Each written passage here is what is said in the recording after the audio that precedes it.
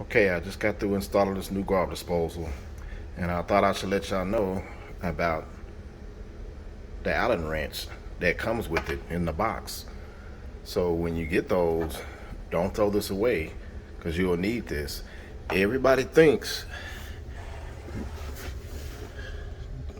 just because you hit this reset button that everything's gonna start working again.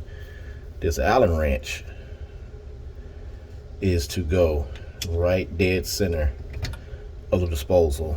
You go counter clockwise or clockwise to release the food, debris, or whatever you don't put in your garbage disposal. So that's my tip for today. Do not throw this away. You will need it.